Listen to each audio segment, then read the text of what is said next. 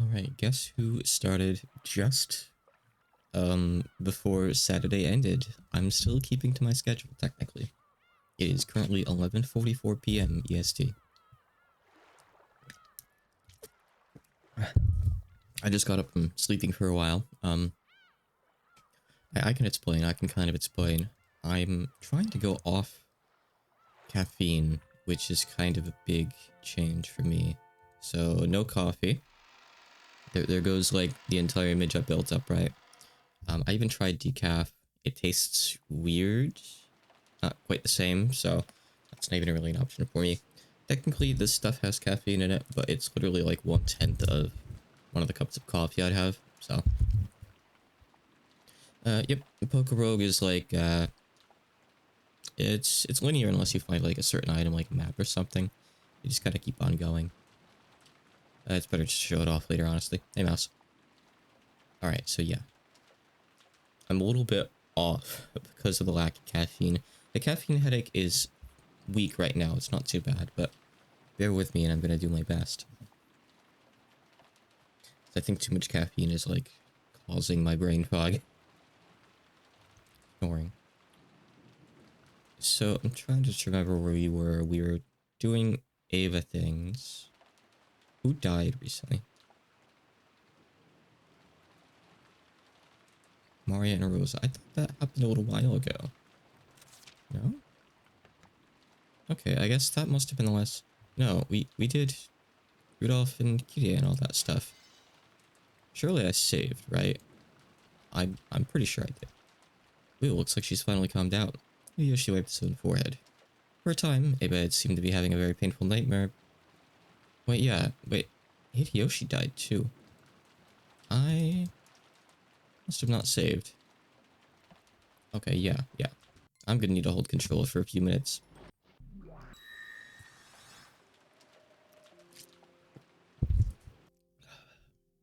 We have to get back past the Kitty and Rudolph scene. And here I thought it'd fix my bad habit of... Oh, my ears. My bad habit of not saving.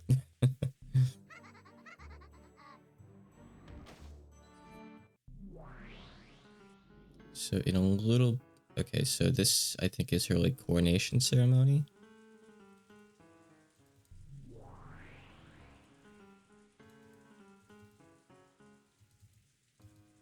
Probably.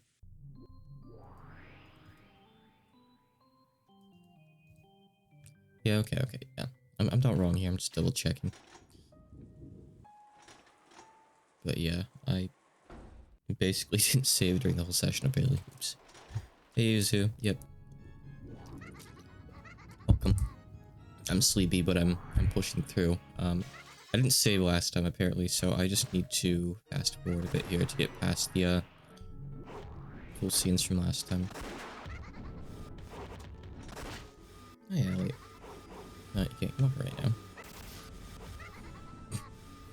Umineko has a lot of sound effects, when you do this.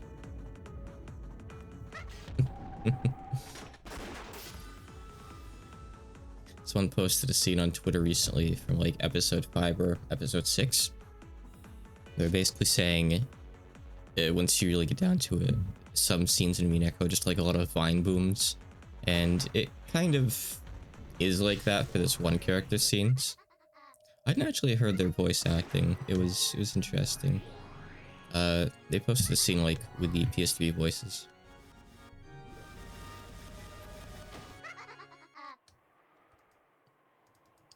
Okay, just a little bit more here.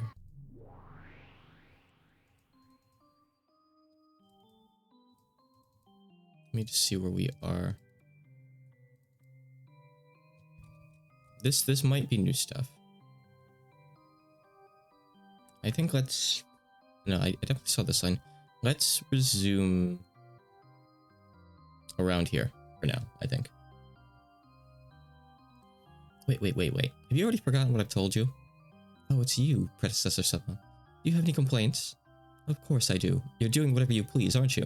Why haven't you followed my directions? What's wrong with doing as I please, predecessor Sama? Anyway, I don't plan on deviating from the rules of the ceremony in the slightest. I'll definitely clean those two corpses up later and drive stakes into their forehead and chest. I'm telling you, that is not the problem. If you act so undignified and cruel, some people might take it badly. Wait, no. No, hold on. We have seen this part. I'm a witch. I can use magic. Yada yada yada. Hold on. Yeah, this is the part where she's like kind of mildly explaining Battler to her.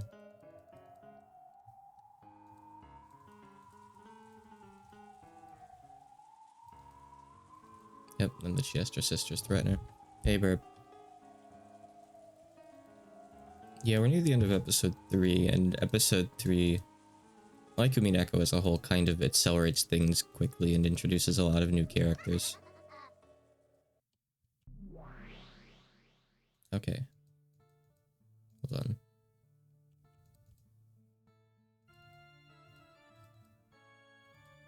Just trying to get exactly where we were. I feel like it's still after this. I think it's like the next scene transition, probably.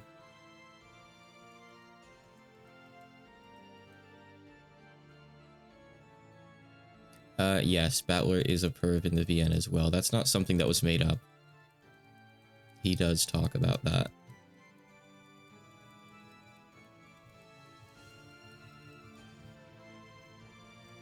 I think she's gonna bring up like the north wind and the sun again here.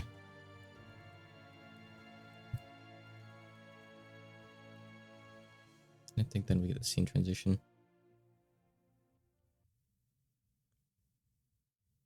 Hey, real.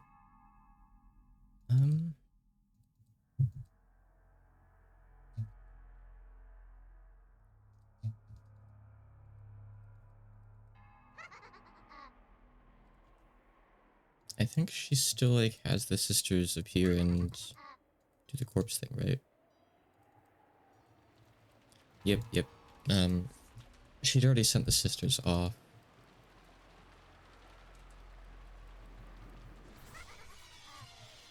Yep.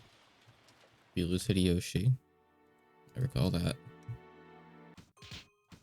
Forgot that hadn't happened quite yet. It feels bad skipping past really emotional stuff like this, but it's either I do this or I spend an extra half an hour recapping it.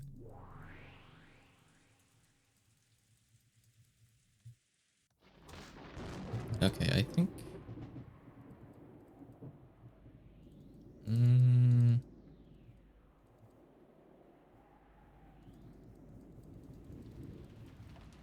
Okay, here's the transition, right? Alright, we're good.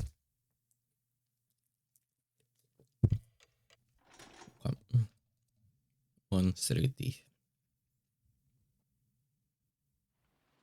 There should be new content here, finally. Oh, goodness.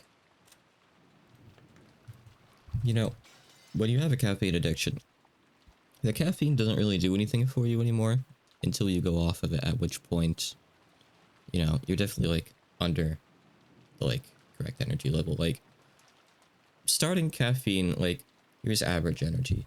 You know, like you're up here, you keep on drinking it, though, and eventually it just brings you down here. Then you go a bit below average once you're really, like, hooked on caffeine, it seems. Then once you go off, you dip even lower, but eventually I'll, like, go back up to proper levels. I think. 30 minutes had already passed since Rudolph's group had left the guest house. By any measure, their return was too late. Kraus and Natsui, who waited by the entrance, were reaching the limits of their patience. The chain was set on the door. That was a precaution in the event that Rudolph's group was attacked and the master key stolen from them. For that reason, they needed to wait by the entrance like this for the others to return. They really are too late. Don't you think something might have happened to them? Indeed. Kraus glanced between his watch and the door, struggling to keep his composure. If something happened to prevent them from returning, a terrible thought, but it seems we should ready ourselves for that possibility. So it really was too reckless after all. That is what I said. Why did they go outside when they knew it was this dangerous? How foolish. Why go outside, even though Rosa-san had just been attacked? Nothing will come of saying that now. At any rate, there are now 3 adults in the guest house. Me, you, and Ava, who's asleep with a high fever. At that time, the forceful sound of a door being opened came from the hallway, and they heard Ava's panicked voice. That voice kept calling out Hideyoshi's name, It seemed as though she'd had a bad dream or something due to her fever, and was calling for her husband. Eva-san, what is it? Are you okay? Where's my husband? My husband isn't here. Even though he promised that he'd stay with me the whole time. Even though he promised that he'd grasp my hand the whole time. Cross was struck dumb by this attitude of hers, which she had never shown in front of him before, but Natsu understood her feelings. Calm down. Hideyoshi-san is with Rudolph-san and Kirie-san, and they're outside right now. Outside? But why? Why did he go outside? For he promised that he'd stay with me the whole time. You mustn't go outside. The witch is outside. You mustn't go. You'll be killed. Wah. Eva, calm yourself. Hideyoshi-san returned to the mansion with Rudolph and Kirie-san. Why did he have to go to the mansion? Why did he go outside even though it's safe here? Why did he go back to the mansion? They went to get enough food to last until tomorrow. Hideyoshi-san was worried about your health, and said that was partly why he wanted to go. When will they come back?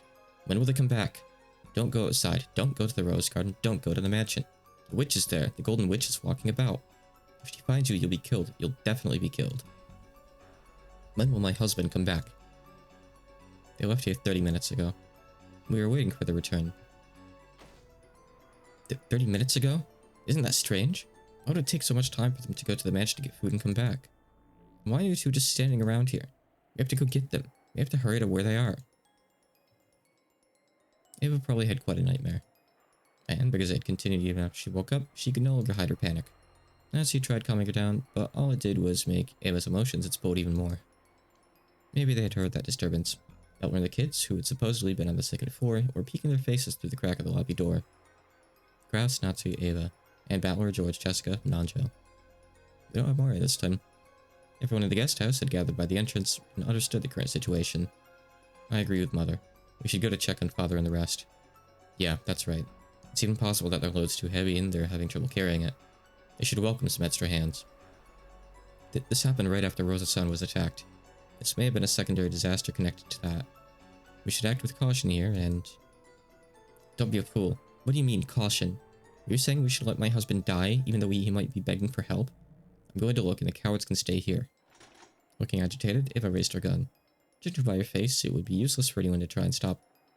George, who realized that first, raised his head. I'll go as well. You will too, right, Batlerkin? The more people, the better. Sure. Now, David, we're coming even if you tell us not to. I'm coming too. I can't be the only one to hide in a safe place. Jessica, you must not go outside. Stay here with me. Got it? It's like they were implying that those three had already been killed anyway, so going outside would be pointless. Nancy realized that Eva felt like her heart had been gouged out, but she spoke out strongly as Jessica's mother. You're right. That should be fine. Let's have Nissan's family keep an eye on the guest house.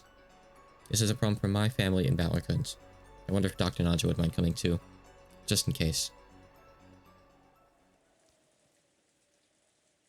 His expertise may or may not be needed.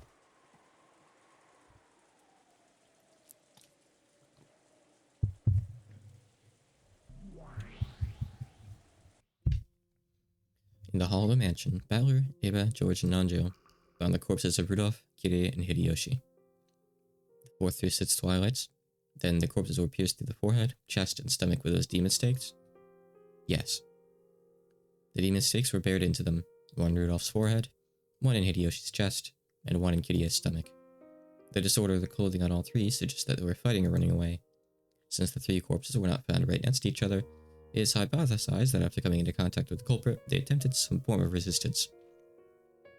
And they had stakes in the forehead, chest, and stomach. Horrible, just like usual. Even though Ronave knew it would be superfluous, he contemplated telling Battle the truth. Normally, the witch would have killed them in a much more horrible way. The corpse has been left in this manner only because Beato had suggested to the witch that she show restraint. The new witch, thinking it would fit well, enough as long as she gouged them with stakes, would probably have just stuck a stake into a lump of meat that wasn't even shaped like a human. Rosa's and Maria's corpses were a particularly striking example. If they'd been killed as the Golden Witch had wished, just how gruesome would the corpses have been? Beato had changed that into the still better kind of killing Battler had mentioned earlier. Wanting to have Beato's small bit of thoughtfulness appreciated, he thought of telling Battler about this. But judging by Battler's eyes, that might do more harm than good. To humans, the gap between being alive and being dead is very large. Saying that she'd given them better deaths might have made it possible for a demon to understand her feelings and pardon her, but there was no way a human would be so accepting. Understanding this, Runabe remained silent despite knowing of Beato's modest efforts. Just like usual, let's start by checking whether the corpses are dead. Runabe, please declare it in red. Hey, can't you hear me? Please declare it in red. Repeat it. Rudolph, Kitty, and Hideyoshi are dead. My apologies. Allow me to decline for repeating that. Interesting. The hell? What are you planning all of a sudden? By now, proclaiming that the victims were dead in red was almost a given in this battle. Refusing to do that was almost like losing by default. So when Runabe refused as part of his first move, Balor was dumbfounded. My apologies. As of this moment, I relinquish my position as my lady's representative. Accordingly, I cannot repeat that in red. The only one qualified to repeat that is my lady. His point is a valid one. Runabe is only a representative for Beato's side. If he steps down from that position, and he will not accept Beato as an opponent, a new representative must be named. No new representative exists. Please, Balor-sama, please accept my lady as your game partner once more. Sorry, but that's advice I can't listen to. I definitely won't accept that unpleasant, cruel bastard as my opponent. My refusal to accept her is why I can't step down from this game. As to her being unpleasant, I apologize in my lady's stead. Allow me to pledge that my lady will not undertake such unpleasant actions again. I wonder about that. Balor-kun, I also want to apologize as that child's teacher. I'll give that child a good talking to, so please, offer your forgiveness just this once. Hey, enough of that. You're making it sound like I'm the bad guy. And no matter how much you guys apologize, it won't reach my ears. If Beato can say that from her own lips, well, I might listen to her. Understood. If that is your only condition for acknowledging your opponent again, let us have that child apologize.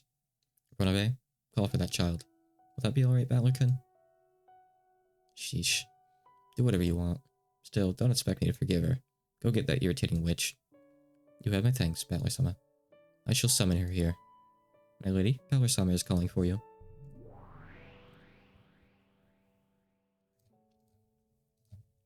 After a few heartbeats, gold butterflies gathered together in midair and created Beato's form. It was a much more docile appearance than the one she's made before.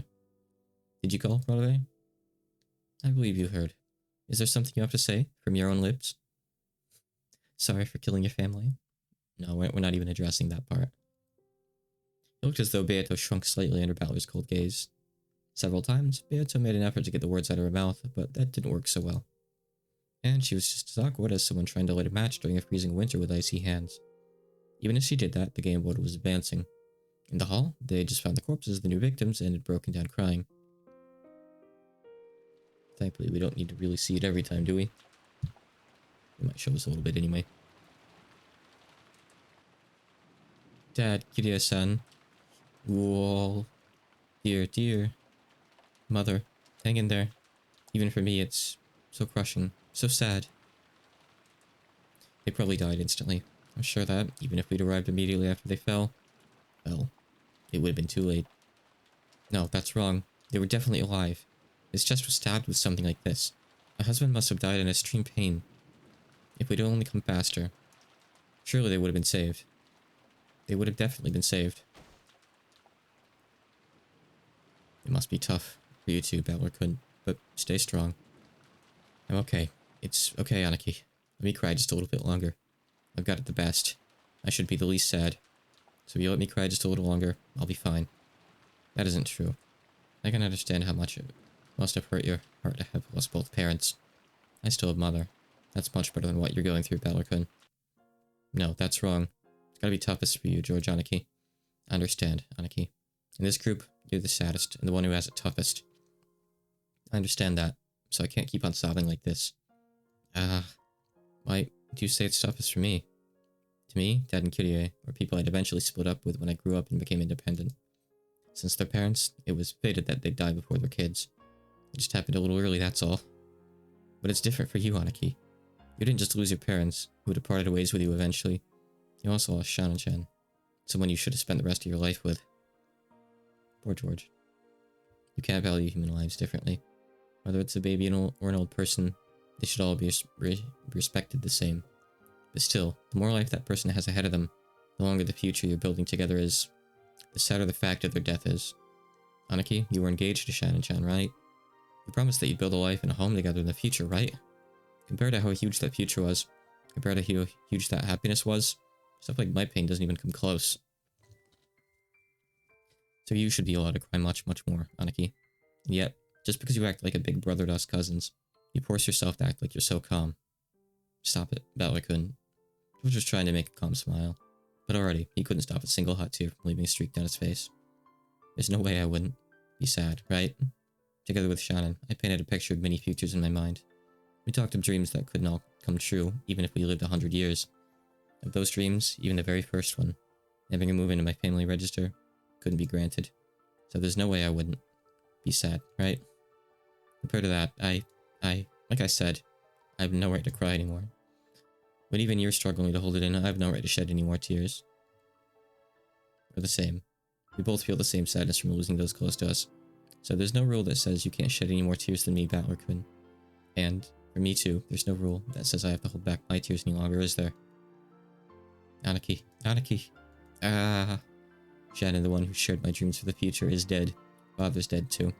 It's so sad. So sad. Ah. But sometimes the, like, kind of corny writing hurts it a little bit.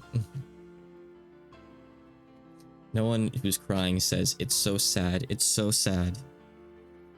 As Battler and George hugged each other tightly, they cried a waterfall of tears over each other's shoulders for the people who had been so precious to them.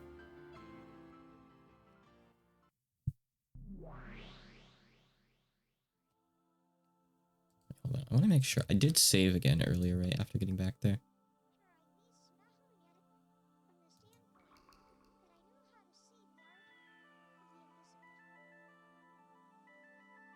Well, why is this song talking to me? What? Okay, I guess that's part of the OST. Either that, or I'm going insane. It sounded like English, but I didn't hear it very clearly. Do you understand why I said that Draw Janaki has it the toughest? I was listening, so I understand. Your sadness is proportional to the length of time you would have been able to spend with that person afterwards. Of course, you can't calculate it just like that, though. We humans aren't like you witches.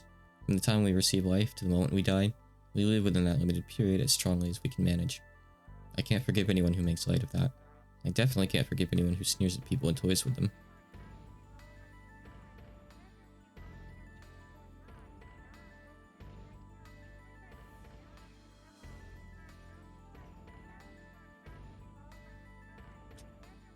The intonation makes it sound like it's not Japanese, but I can't make out what it is if it's actual words.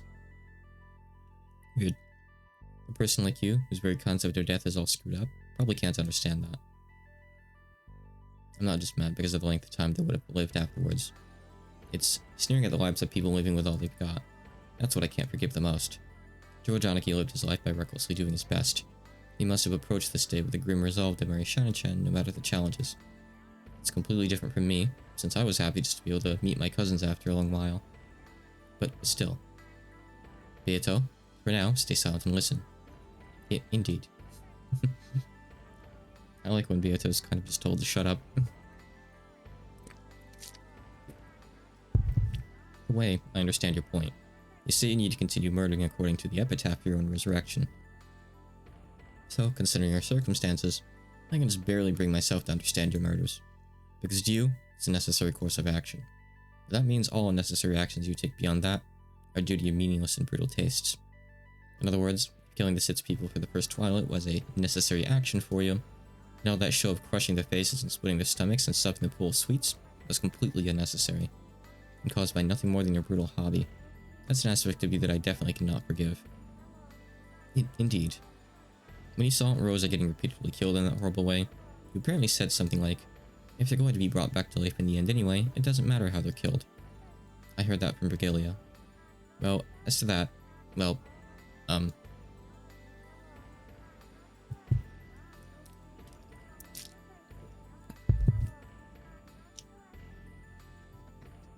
seagulls will cry once again eventually.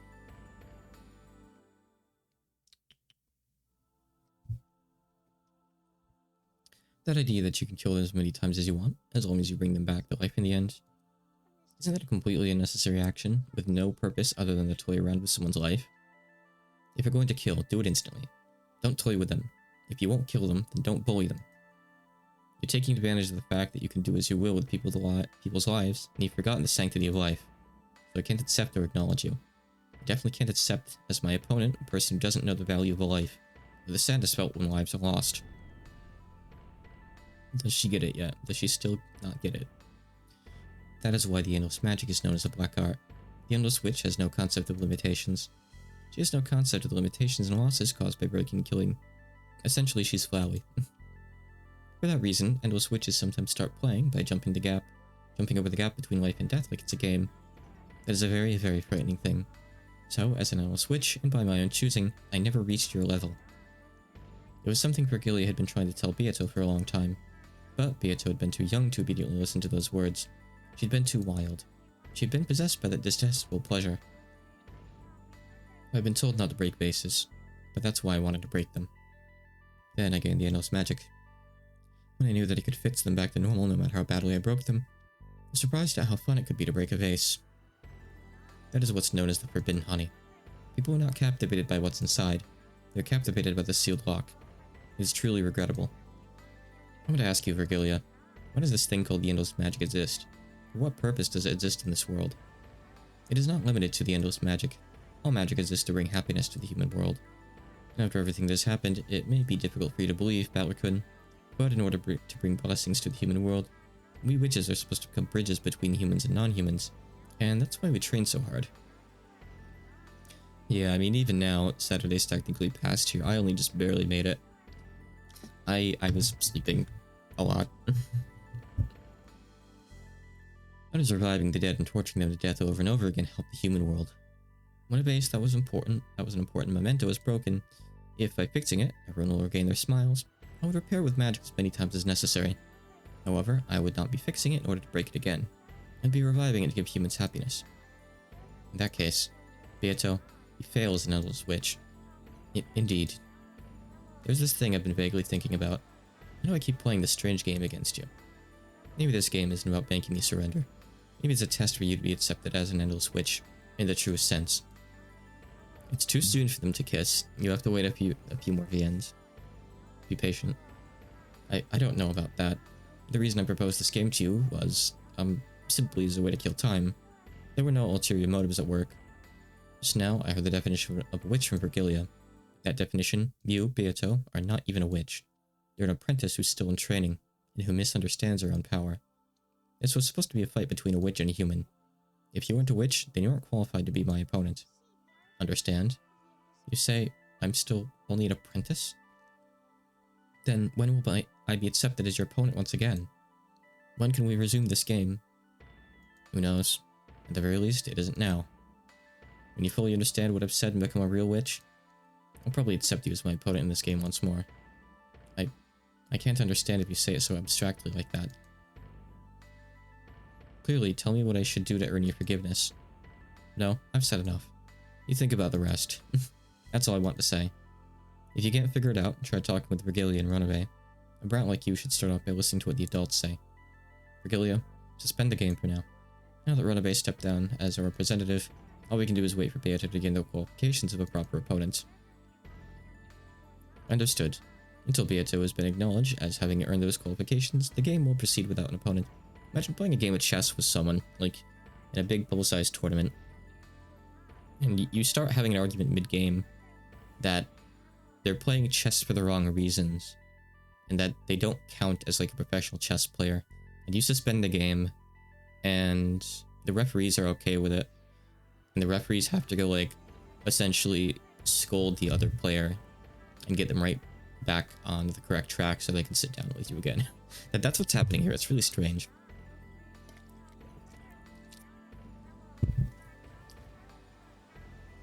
Understood. Until Beato has been acknowledged as having earned those qualifications, the game will proceed without an opponent. Is that alright with you too, Beato? I have no objections. I want time in a place where I can think at a leisurely pace. May I leave my seat for that? Yeah, that's fine. Well then, see you later. Wait, don't make that dejected face. Sorry about that. Letting everything inside my heart show up on my face is part of my personality. I cannot deceive. And maybe there's still some hope for you. Let me promise you one thing. In this game with you, I might win and I might lose. If you don't come back, it might be my victory by default. At that point, Battler stopped talking for a second.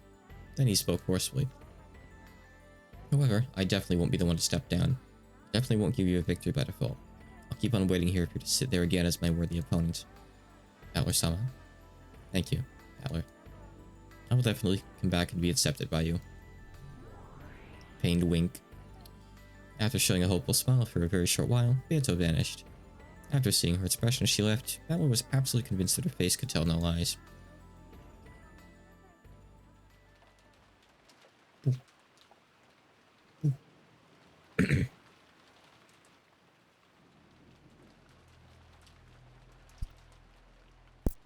I guess we can check the bios too, that we've seen them dead for sure. Gross.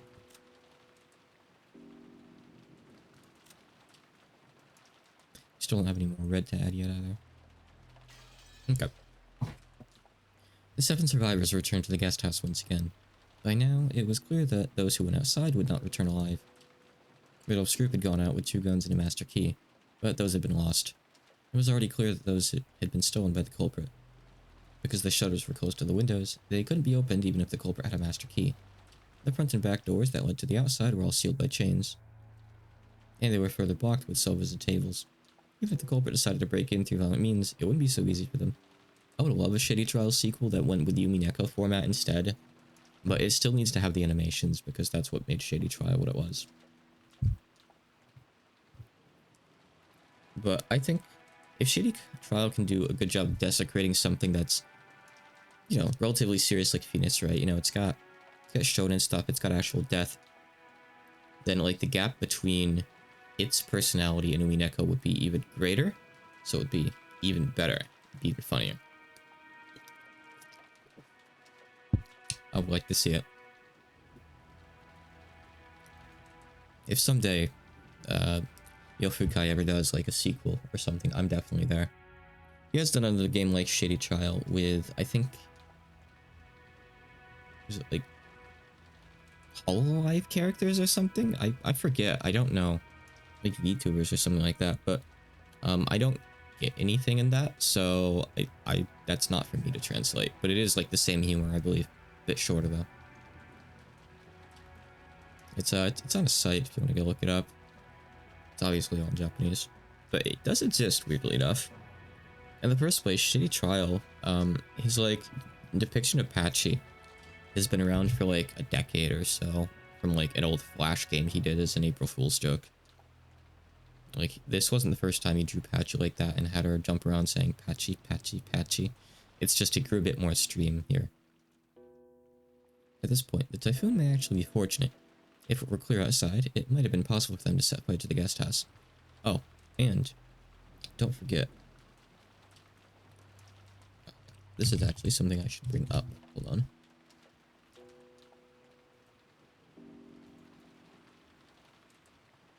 One second here. Yeah, the site loads so slowly. Machikuma's old site is not the fastest nowadays. Game list. Please work. Toho Soccer. I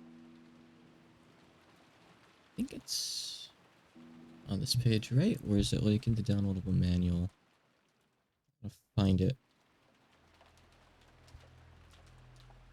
Hold on a second here. I forget how to find it. But there's like a Toho Soccer like help page, or maybe it's a help document that comes with the game that has Mailing and Patchy drawn like there in Shady Trial, way before Shady Trial existed. But again, you gotta keep in mind, Yofukai did like a lot of the animation work for Toho Soccer, so that's kind of why. It's a cool thing to know. I doubt there's ever going to be another Toho Soccer, but there's no reason there couldn't be. It'd probably be from like another dev, though. I don't think Hachikun was interested in making more Toho Soccer nowadays.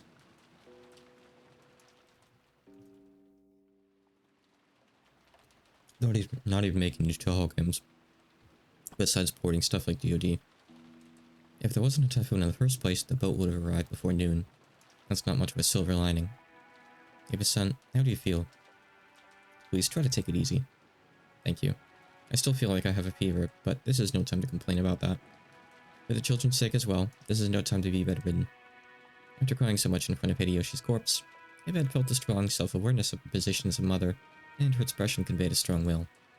In actual fact, her fever still hadn't calmed down, and she was aware of that. If she didn't keep a strong hold on herself, she felt as though the fever would make her mind hazy again. At this point, the first four formed a final line of defense, set up by Kraus, Natsu, and Eva. The children and the guest, Nanjo, had been strongly warned not to go downstairs without taking great care. If the culprit used a ladder or something, it probably wouldn't be impossible for them to attack from the second floor. But it wouldn't be easy for them to break those sturdy shutters from such an insecure position. The second floor was relatively safe compared to the first. Battler and George had also wanted to remain on the first floor so that they could fight if the worst happened, but Eva had put a stop to that. In her mind, George was now the only member of her family.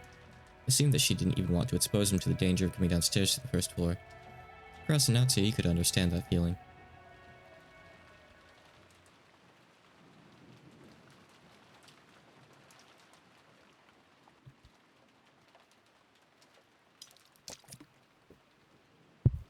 Also, a great deal of time had passed since the siege began.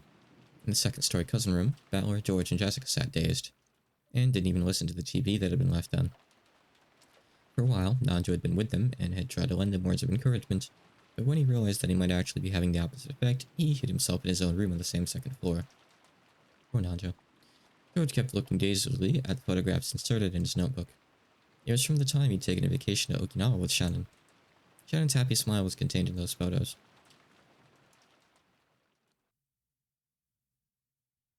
George could remember the temperature and the humidity, the warmth and the strength of the wind, and even what he'd been talking about with her at the time those photos had been taken, as clearly as though it had been yesterday. So to George, they weren't simply photos, but a door to bring back more memories. In this room, even though the sound of the typhoon and the TV should have entered George's hearing, it was the scenery of Okinawa. He'd seen with her, and her laughing voice that reached his eyes and his ears. George had strived to be reborn after meeting Shannon. He'd sworn to separate himself from the timid person he'd once been, easily caught up in the atmosphere, unable to refuse a request, and easily used by those around him. He resolved himself to become a strong man who could make her life more joyous. Therefore, if he hadn't met Shannon, the man called Ushimura George would probably have lived a very different life. And the George of that different life surely wouldn't have been as excellent a man as he is now. The person I am now exists for Shannon's sake. Now that Shannon is gone, why do I exist?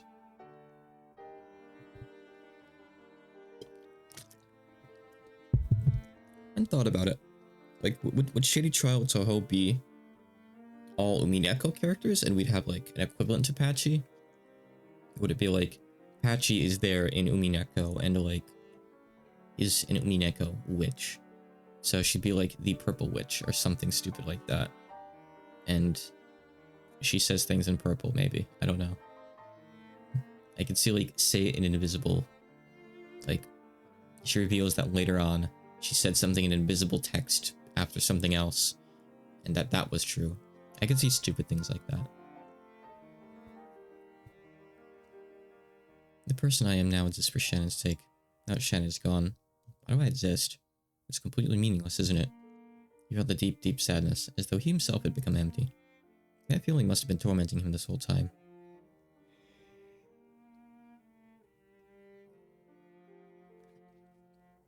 However, until Battler mentioned it, he hadn't been aware of the feeling himself.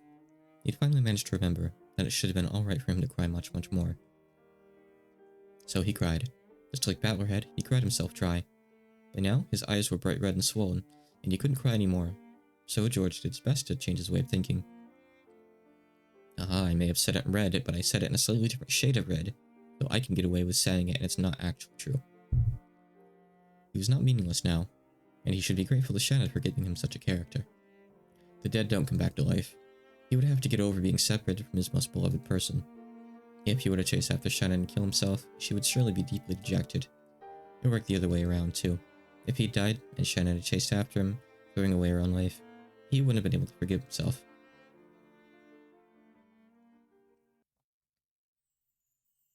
So he chose to surpass his sadness and anger, and decided to thank her instead.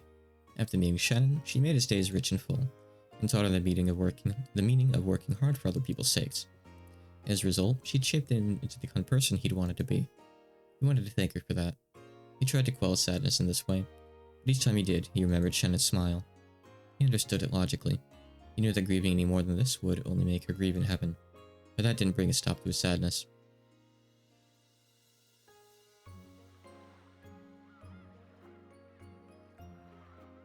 Oh, we're doing an actual flashback, I think. Nope, I guess not. George has it rough. It's easy to have sympathy for him.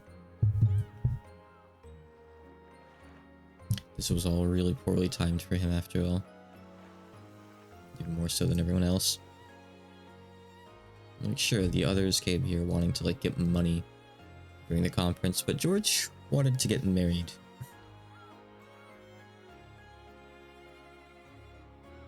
Come on. The aquarium scene was in episode 2. It's a flashback to, like, that same trip, though. Why is it that when people die, it's so sad like this? Battler muttered. It was as though he was speaking on behalf of all humans. His question probably hadn't been directed at anyone, but Jessica answered. It's always sad when you have to say goodbye. But when the person's old, or there's some time, when you know beforehand that it's coming, sooner or later, that sadness gets spread out over a very long period of time. When misfortune comes suddenly, it's sad because you don't even get that time. This is the same guy who bought 2 rooms when going on an overseas trip with Shannon. Okay. I see. So if you get sick or something and end up bedridden in a hospital, you might be able to ready yourself for it bit by bit. Yeah, I guess he was still a little bit of a timid man. But when it happens suddenly someday, you don't get that luxury. The sadness that's usually spread out over several years closes in on you all at once. That's pretty tough. Sometimes it makes you feel sadness so deep it can leave scars for life. How do you know? Scars for life, huh?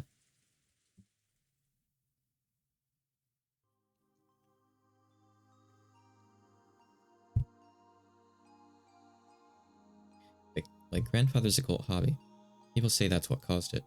That Beatrice, his mistress, died a long time ago, and he was so sad that he couldn't pull himself together. Some people whisper that this is why he started sacrificing the rest of his life to occult research in order to revive the dead.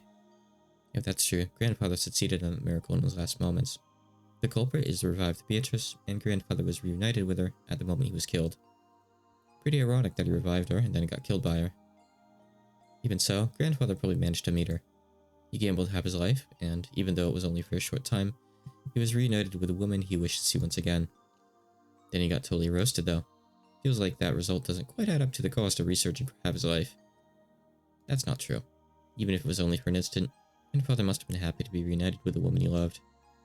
And that would be true, even if his crime of going against divine providence was punished by God, and his body was burnt and sent down to hell. Even if that reunion only lasted a very short time, right? George Nissan. I wouldn't care if I met with the wrath of God and had my body burned, even if it was just for a short amount of time. If I could revive Shannon again, I would sacrifice the rest of my life to the same resurgent grandfather. But would you sacrifice your family? That is the question. That's what might set you apart. I want to talk with Shannon again, even if it's only for 5 minutes. Even 1 minute would be fine. In exchange, I wouldn't mind sacrificing the rest of my life. Beatori might be better. Anarchy. When Bowler and Jessica realized that the pointless discussion was causing George pain, they could do nothing more than shut their mouths. George directed his thoughts to Genzo's life.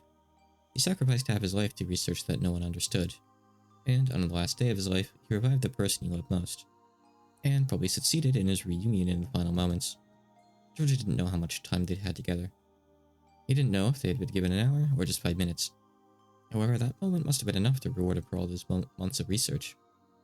I think it's okay to say years, not months here. See here? Even though he'd spent dozens of years to achieve it, that small amount of time was probably more than worth it to him. Until today, I never believed in the occult or magic or anything. Somewhere in my heart, I even made fun of grandfather's research, thinking of it as nothing more than a pastime. However, I won't make fun of it anymore. No, to the contrary, I believe strongly that it's real. If the power of belief can create miracles, I'll probably throw away all my studies up until today, spending the rest of my life from today onwards studying magic. Give me the power of magic. and give me a miracle that'll let me see Shannon again. Wizard George. Haha. Sorry, you two. What am I talking about? If you could revive the dead with magic, people would probably be researching it everywhere around the world. Things like that don't exist in reality. No one researches it. That's because they know the dead can't be revived with magic. Sorry for saying something so weird. It's my fault that the atmosphere here has gotten so strange. Sorry for making you tiptoe around me, even though this is tough for us all. Even if I did it to divert myself from my sadness, maybe I did say something strange. If I keep talking about stuff that's so weird, I'm sure it won't do anything good for their sadness. But that doesn't mean I can bear this silence. I'll go downstairs and get another cup of coffee. Mom's very particular about how she likes hers. Does anyone else want a refill? Pelican and Jessica-chan lightly shook their heads. Without pressing them any further, I took my mug and left the room. I'm going first person, George. The shutters were all closed in the hallway, so the corridor was very dim. I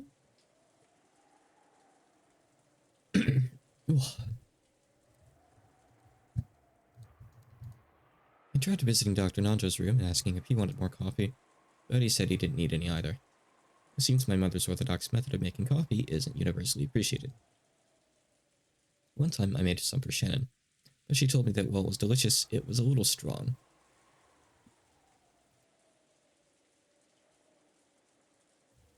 Now my throat's getting bad. Shannon. That's not good. Even though I left the room to change my mood, that image of Shannon's face filling my head isn't faded in the slightest. I keep seeing those fun days with her more and more vividly, and it's saddening that I never even got a chance to see her dead face. No, that's okay. According to her parents, she was apparently killed with something like a gun or a spear. I'm sure they were just trying to console me, but they had said her dead face had been very beautiful and peaceful. I wonder if she had the engagement ring I gave her last night on her finger. If she accepted my engagement, she should have had it on the ring finger of her left hand. Last night, we were both on the edge of losing it and not calm at all. Shannon accepted my engagement pretty courageously, but she might have regretted that as a rash action once she cooled her head. She might have taken the ring off. I wonder if she has the ring on now. I want to be sure of at least that much. I want to know how she felt at the very end. But even if I do confirm that, it doesn't mean she'll come back. I wonder what will happen to her body. After the autopsy, it'll probably be immediately cremated. Then I'll never be able to see her face, even her dead face, for eternity. As the shock of losing Shannon made me go a little crazy. I don't want her body to be burned. If she's burned and turned to ash, never again will it be possible for her to revive. They say cremation is frowned upon in Western tradition.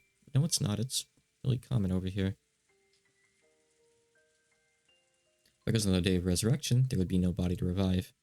Because of that, it seems that great criminals in Western history were often cremated after execution as a punishment. And their ashes were sometimes scattered in rivers and such. In other words, to Western people, death is nothing more than a sleep until the resurrection. That's... okay, you're conflating Western people with Christians here. Not quite the same. It is essential that the corpse is left after death. In other words, that's because Western people knew of a miracle that can revive the dead. But because that miracle doesn't exist in Japan, we burn them. Now I understand. I understand why grandfather idolized the Western occult. That was his only reason from the very beginning. Just to revive the person dear to him. Grandfather spent the rest of his remaining life researching the Western occult.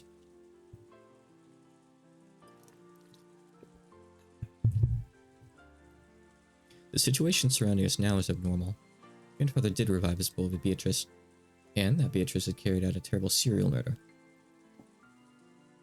With linked closed dreams that forced us to conclude that magic was used. The Golden Witch, Beatrice, the incarnation of the miracle of the Western occult, and also the culprit who killed Shannon. She's an entity I should hate, and yet, for some reason, I want to cling to her. I wonder if Shannon could be revived with the magic of miracles, which Grandfather bet his life on.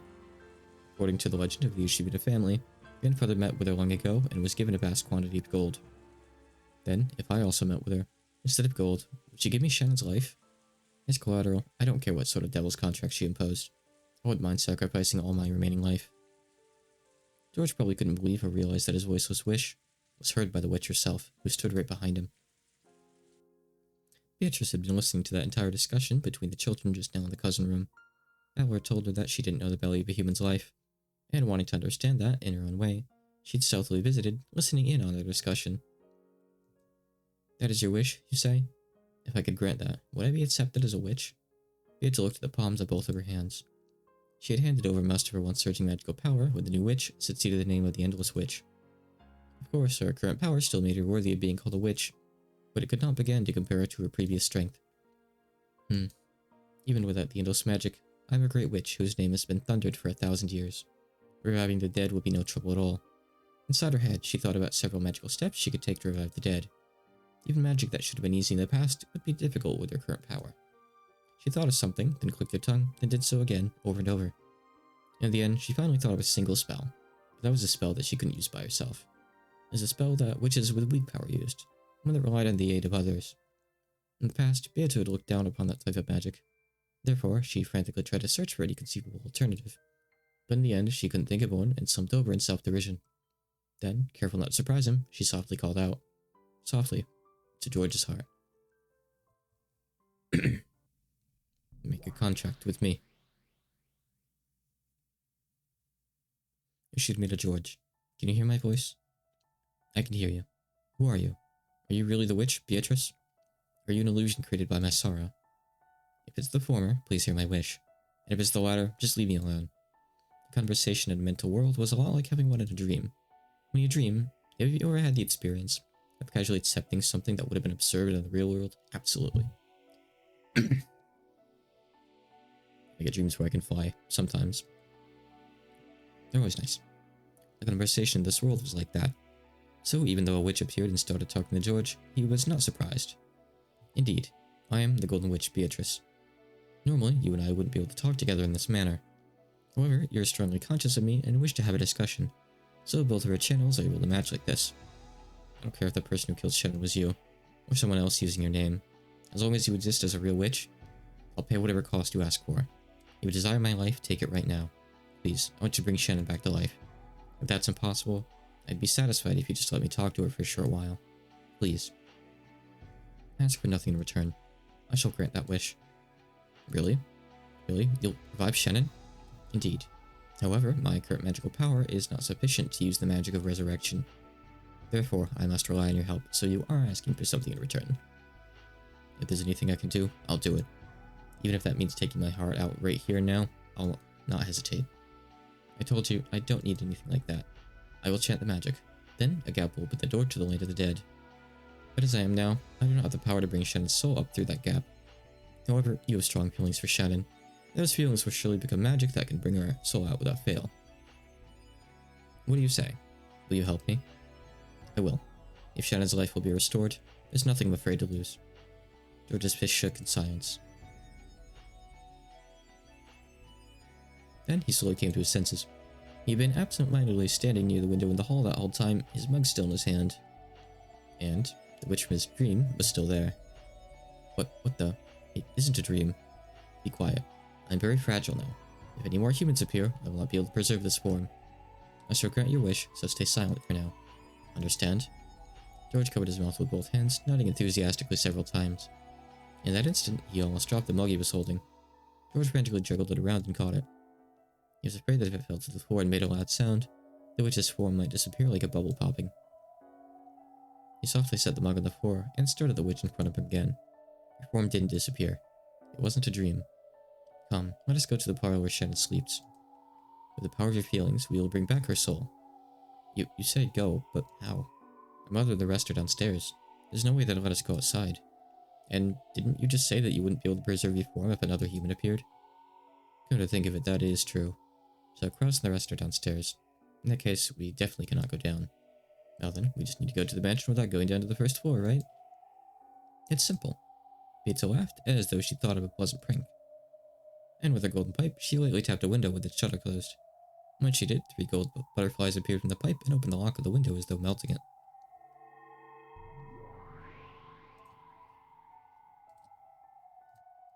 Then the window opened without a sound. The shutter beyond it was exactly the same. The clasp unset itself, and also without making a sound, and it quietly opened.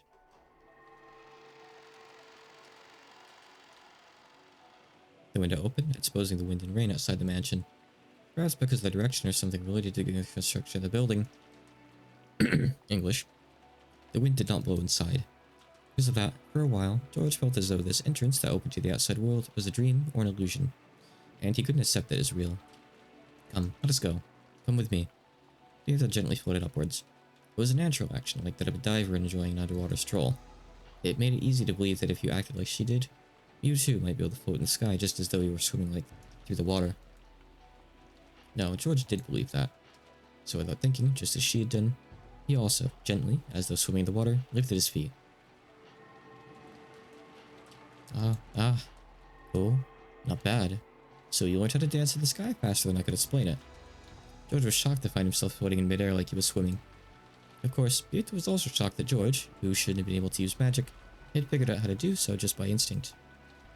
To be able to fly in the air, swim in the air, you mustn't be bound by reason. Accept that as a natural thing. You mustn't fall back to your human doctrines, such as those of Newton and Einstein, especially when flying high in the sky. And its spirits witches sometimes plummet to the earth.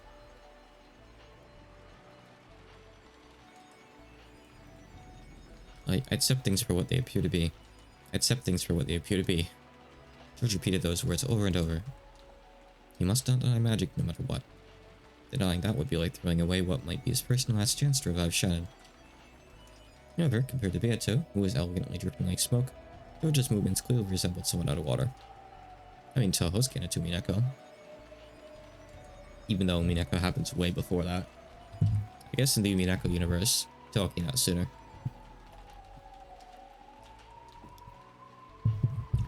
For what? I'm not sure. Therefore, if he didn't act like he was kicking his feet in the water every once in a while, he'd be caught by the force of gravity bit by bit. I must say you're doing better than when I first danced through the sky. Here we go. Come with me. When Beato beckoned to George, she gently flew into the stormy sky. It was just like a scene from a fairy tale. The scene unfolding before George's eyes felt entirely like an extension of his dream. Being able to fly is incredible, but so is the wind and the rain. What's this? Are the wind and rain tormenting you? I could teach you magic to block against that, but it may be too early for you, and it may be a misuse of time right now. Yes, the magic I need isn't that. George wore a strong-willed gaze, refusing to let the wind and rain get to him. The magic is coming into sight. Hold out just a little longer. If you fall now, you'll hit the bushes in the rose garden. Or perhaps the fence in the rose garden. The undulating rose garden was spread beneath the witch and George's gazes. This illusion-like scene no longer surprised George. Only the gradually approaching mansion was reflected in his eyes. Shannon, wait for me. I will definitely revive you.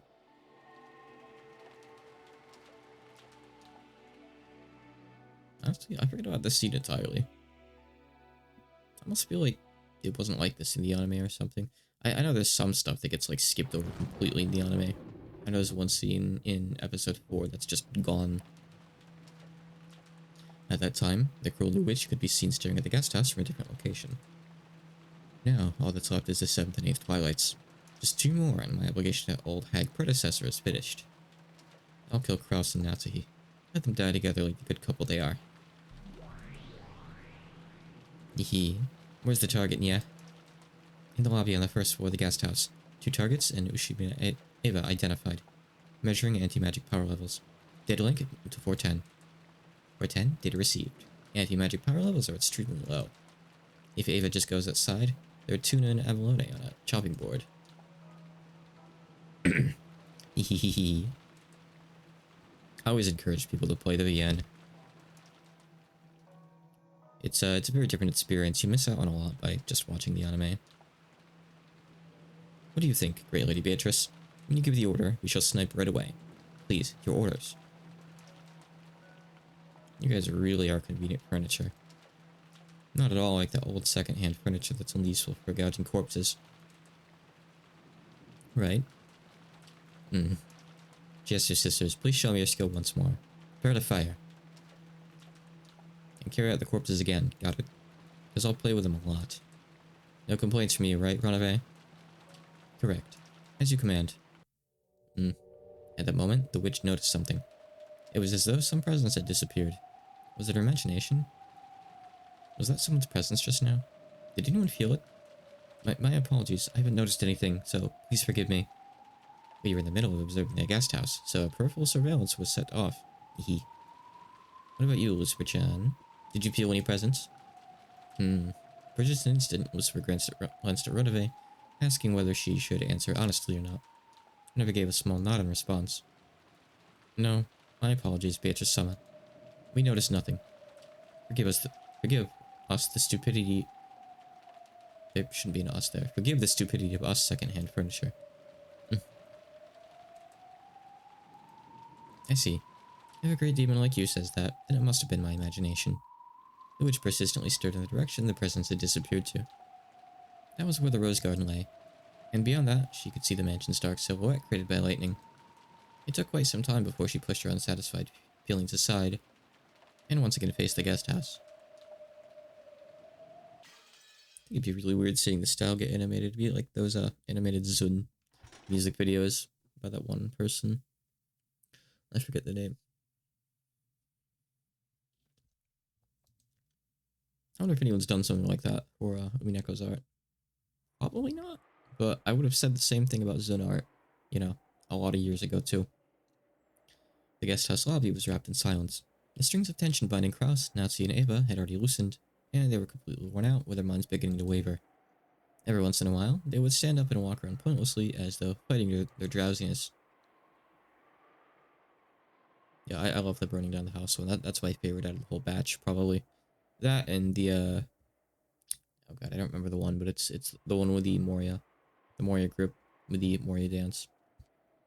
As far as, like, the actual song goes, Burning Down the House is actually kind of unfairly catchy, really. Are you okay, Eva-san? Please do take it easy and rest. I told you, I'm fine. 3 of us are now the only adults. There's no time to rest. I mean, you still have Dr. Nanjo. For all that's worth. No matter what the cost, we must guard this place until the end. Also, George is like, what, 21 or 22? George is an adult, come on. She spoke bravely, but she couldn't hide her rough breathing. It seemed that the fever, which had been calmed with medicine for a short time, had returned. It was very obvious that Ava's health was not good. Take it easy. At least close your eyes. If something happens that you need to be awake for, we'll definitely wake you. Her pain is gonna make it harder to aim with a gun. It's gonna damage her stats. I'm telling you I'm fine. Leave me alone. It seemed she was already unwilling to budge. Chris and Nazi realized that even if they talked to her anymore when she was like this, it wouldn't reach her ears. So without saying anything more, they decided to let her be. To Ava right now, even having an argument like that would be burdensome. It would probably be better for her body if she just sat there with her mouth closed. In truth, Ava was just a step away from being beaten down by drowsiness. Perhaps she shot back at them with a temper because she was trying to rouse herself and throw off her sleepiness. Yeah, she never napped or anything after all besides, like, in the bed with the headache, and I don't think she really slept long. And she was, like, busy solving the epitaph yesterday. She's had to do a lot. The clock would be pointing to 6 in the afternoon very soon. She had several snacks to distract herself from her drowsiness, so she didn't feel hungry. But now her lack of sleep made it feel like it was 6 in the morning, not the afternoon. Even supposing that the boat came at precisely 9 in the morning tomorrow, they still had more than 12 full hours to go. It was an overwhelmingly long stretch of time. Yeah, you kind of need to sleep there. That'd be rough otherwise. Long, painful, hot. Even the sound of the clock torments my body now. In times like this, when that person puts his hand on my forehead, the fever fades at once. But that person no longer exists. As Ava's mind grew foggy, she was once again gripped by a deep sadness. She had already cried herself dry. Even so, the sadness of losing her beloved husband had not been exhausted. I was wrong. What do you mean? The new witch and Ava were fundamentally the same being. If Ava talked to her, she would always respond. I thought that if I could gain the position of the Ushibita family head, that alone would be enough. But then, as soon as I saw that mountain of gold, my greed grew. I was struck by a desire to have that mountain all to myself. That's nothing to be ashamed of. After all, it's your natural right as the Ushibita family head. How could you give up even a bit of it to anyone else? I was gripped by that temptation, which is why you were born. You are a young girl version of me. At the same time, you're also my self-centered evil heart. Because of my foolish greed spread by that mountain of gold, the shell of the egg that is my heart cracked, and you were born into this world. I am responsible for your birth. In that case, when I killed Rose and Maria, and then Rudolph, Kitty, and Hideyoshi, you're responsible for that too. Why did you kill my husband too? Why? Ugh. I didn't want to kill Hideyoshi. It was just so annoying and persistent. And that's no, your fault. It's your fault for choosing a husband like that. A child like you cannot understand what made that man so wonderful. Oh dear. What the heck? Our dreams were made real with magic, right? We solved the riddle of the epitaph. Then we found the gold and got the head's ring. All of our dreams came fully true, right? What more could you want? Those weren't all of my dreams. What about living a wonderful life with that person and giving George in its own life?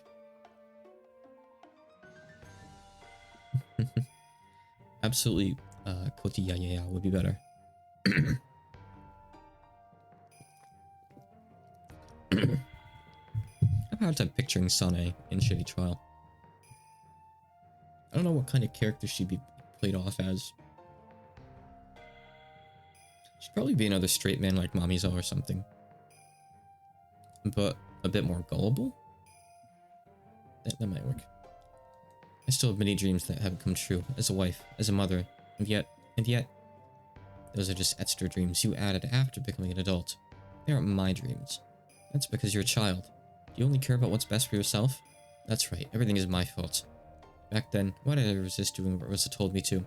Why couldn't I announce to all the siblings that I found the gold? It's all because I'm so hideous. My evil heart, which sprouted from my desire to have all the gold for myself, caused you to hatch. Looks like you really hate me, even though we're both Ushimi and Eva.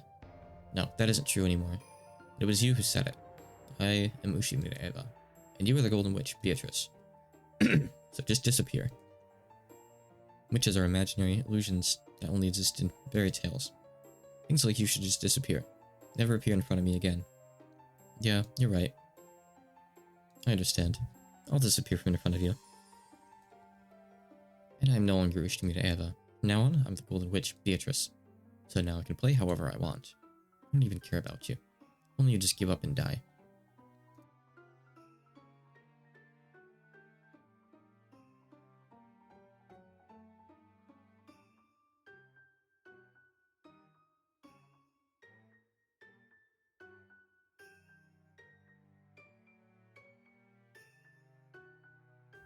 Big sneezes. Ugh. The allergy season and I had to mow parents' lawn yesterday.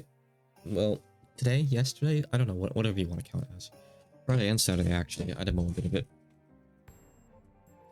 And all the things I thought I was allergic to as a kid, the only thing I actually am allergic to is a specific type of grass that grows around here. So, rip. Things are a little bit itchy right now. A little bit sneezy.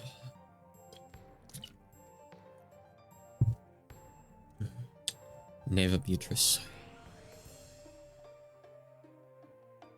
After having a very childlike tantrum, the witch who had once been another Eva vanished.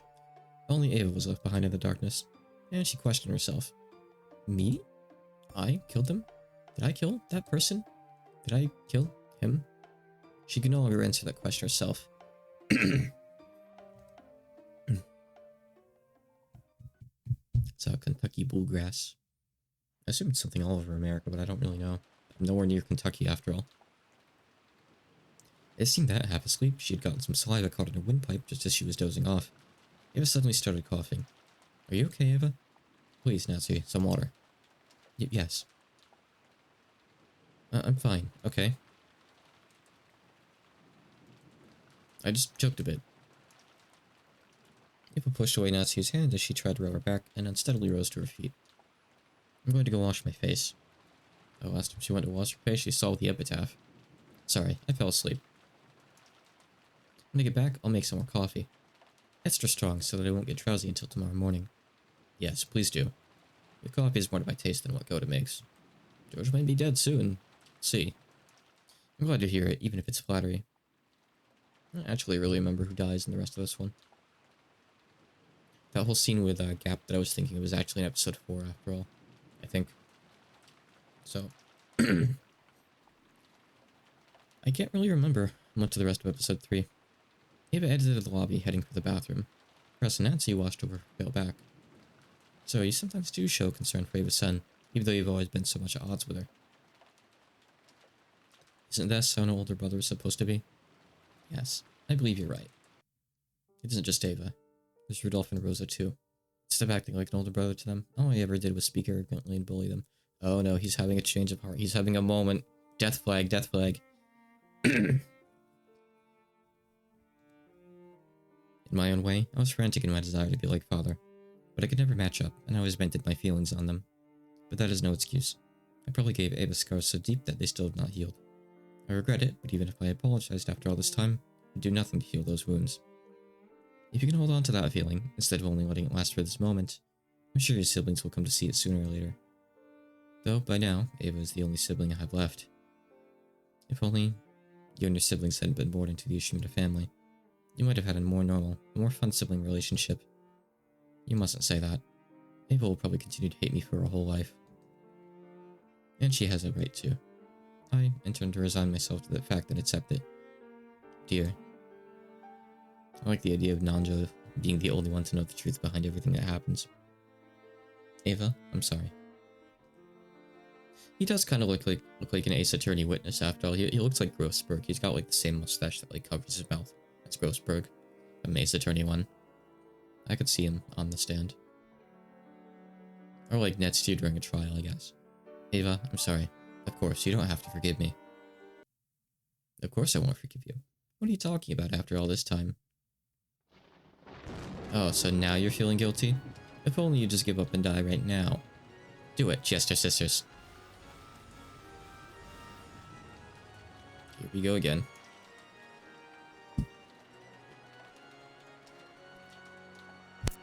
"45. Firing permission received.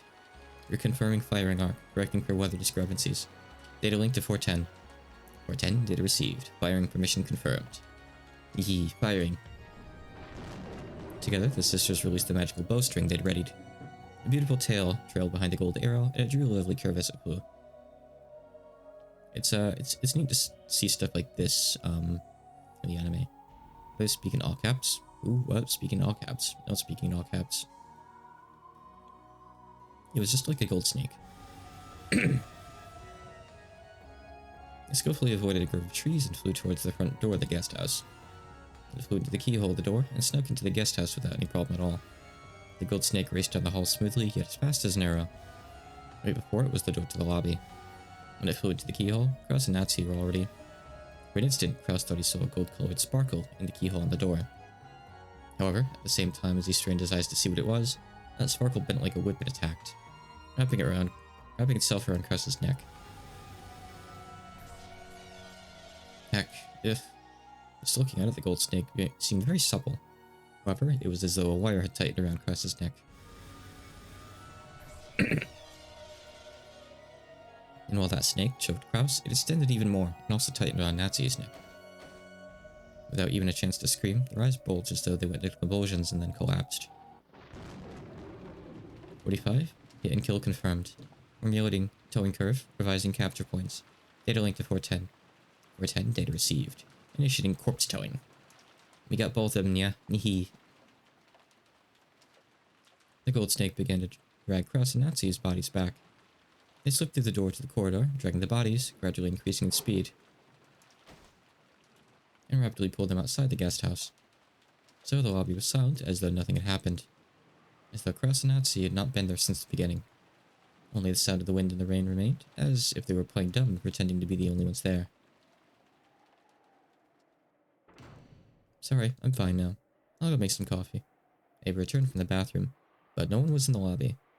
Even though they had supposedly been in that sofa until the moment she'd choked and gone to the bathroom, they were gone, as if they'd been an illusion from the very beginning. How careless of them. What did those two go off to together? Ava put her hand on the sofa as though acting out a scene from a detective novel. She felt a warmth that meant they'd been sitting there until a short while ago. I mean, well, yeah, you were gone like 2 minutes.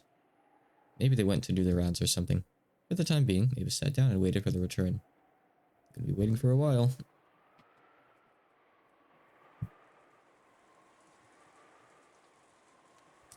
Water too.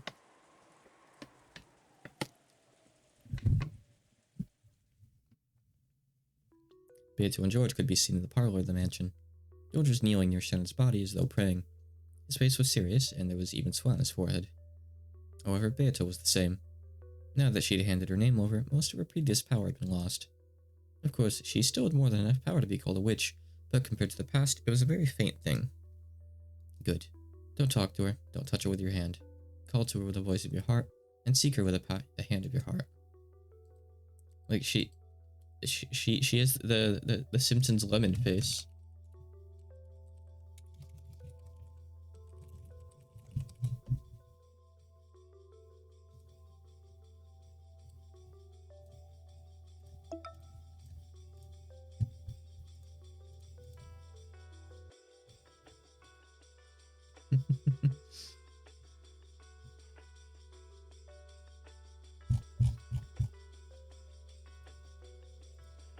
Well, with color blindness, I think the red text might still look different because of like the shading on it.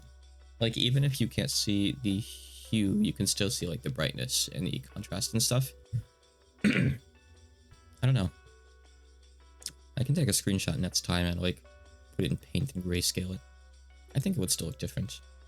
But you have to keep in mind there's also bold text, I guess, so don't get confused with that. That's like a separate thing altogether.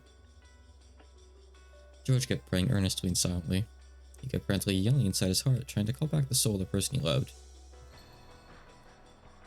He strongly envisioned his soul leaving his body and searching for her as he wandered through the land of the dead, as she wandered. Beata turned that strong force into magical power that supplemented her own magic. This was magic that, in the past, she could have performed easily without anyone's help. But now, if she didn't rely on someone's assistance, she wouldn't be able to finish the chant, much less succeed. I'd forgotten for several centuries. Was magic? Was resurrection? Always this difficult? Beata was wearing an even more strained expression than George. It slipped her mind, but originally the magic to revive a light was the ultimate hidden art. Life.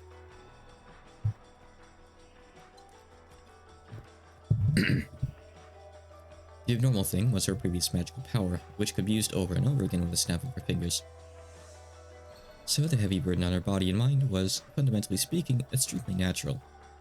However, this man's power, even though he doesn't know magic, it's nothing to be laughed at. You're talking a lot, Beatrice. I see, so he truly is Quincy's grandchild. The strong energy pouring from George was large enough to act as magical power. At first, Beata thought it must be the blood of Kinzo, the sorcerer. However, that probably wasn't it. She had a feeling that Battler had already told her what it was.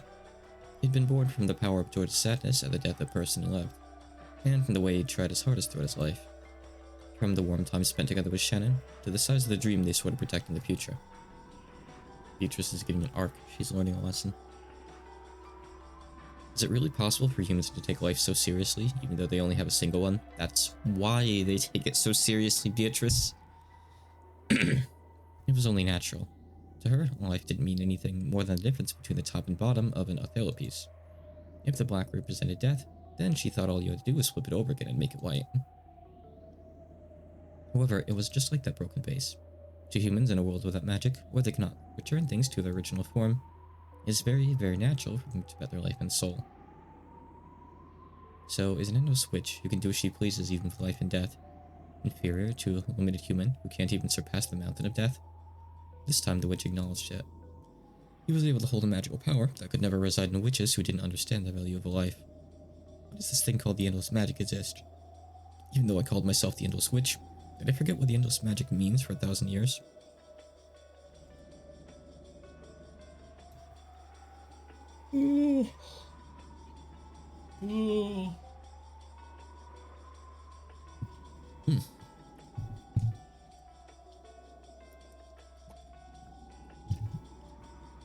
Well, see, Patchley has like actual magic, but Beatrice has like weird metaphysical, metaphysical brain magic kind of stuff. Beatrice is a witch of illusions, so Patchy has more practical power. She looked at George's expression again, though saying that Beatrice would be strong against Sokyo because everyone there believes in magic, so she might just rise to another level altogether. His surging earnestness was like a lightning bolt. Right now, even if George's body had been burned or smashed by a waterfall, he would probably continue to pray for his beloved without minding it, without noticing it. For the first time, she showed respect for that power. So in that instant, all magical resistance was lost, and the enormous power of George's feelings turned into magical energy in its complete form.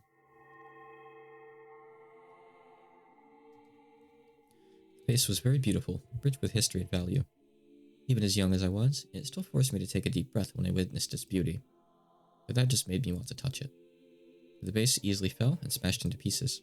Like a bubble that had popped, it felt as though the time it possessed a form had been just an illusion. Lives are just that fragile, just that easily lost. I realized that my foolish curiosity had led to something that couldn't be undone. No matter how much I regretted it, no matter how much I apologized, the smashed face wouldn't return back to its original form. A lost life will not return to normal, no matter what happens. I was right in that, even though my actions had been thoughtless and careless, it stolen away a life that could never be revived again. Then I pitied that lost life and cried. I was frightened of myself, the one responsible for its loss, and cried even more. I'm sure Grandfather will also cry at the loss of his precious face. I'm sure that all the people who love Grandfather and see him like that will cry. With the loss of a single life, the whole world can be filled with so much sadness. I cried even more at how terrible that was. Beatrice appeared and spoke. Then, my lady, let us revive that vase with magic. If that will make everyone happy, the vase and the magic and the spirits will happily lend you their power and return it to its original form. Come, my lady, close your eyes and chant with me. Come, try closing your eyes, and try to remember, what form did you have? It was surely a very, very beautiful form. Please, show me the form one more time.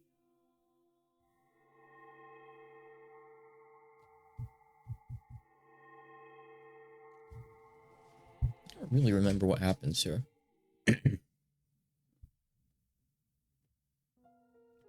Those words of power knocked forcibly on the door to the land of the dead. The magic of her old self had performed that same forceful knock.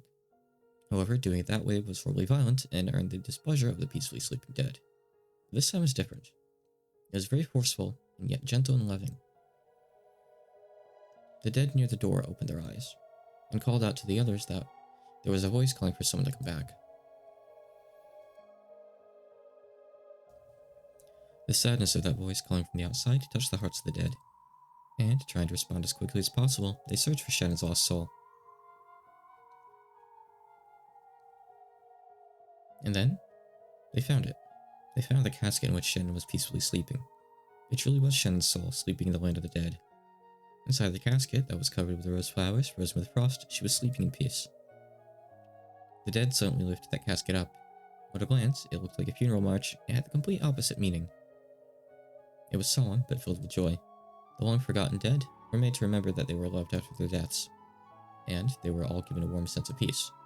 Then, as though guided by a warm light from the heavens, Shannon's body floated up out of the casket.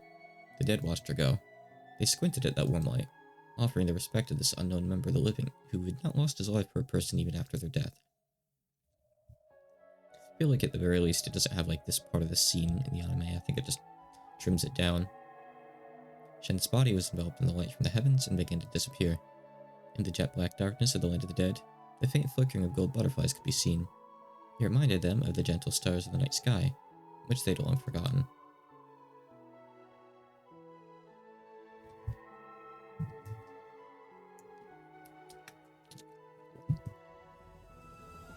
George remembered being told that he must not say anything, and he hurriedly covered his mouth. However, it felt like his heart was trying to jump into his throat, because he'd seen Shannon's eyelids shake slightly. Is this a happy scene? Then, those eyelids slowly opened. Shannon's eyes were there, but they were still wrapped in the fog of the land of the dead. However, the human world's warmth, no, her lover's warmth, which had called back her soul, slowly dissolved that fog, and her eyes gradually regained their sparkle. Then, her eyes moved and recognized George. George-san. Georgie Porgy. As her lips shook weakly, Shannon definitely said that. The words were very faint, so much that they normally wouldn't have reached his ears. However, George clearly heard them. He heard the person he cared for, his fiancée, the one he loved most and who should have been dead, call his name once again. Shannon, do you know who I am? George-san, is this a dream? No, this isn't a dream. Come on, see here. Even if I pinch you, you won't wake up. As George said that, he softly pinched Shannon's cheek. It was how George had always responded in the past, when Shannon had been surprised by something and had asked if she was dreaming. And Shannon felt the warm touch of George's finger on her cheek. And when George realized that the warmth of the living had already returned to his beloved person's cheek, they both cried. What words should a pair of lovers separated by death celebrate with when they're reunited? The words of the human world are not enough. In short, they had no need of the words of this world.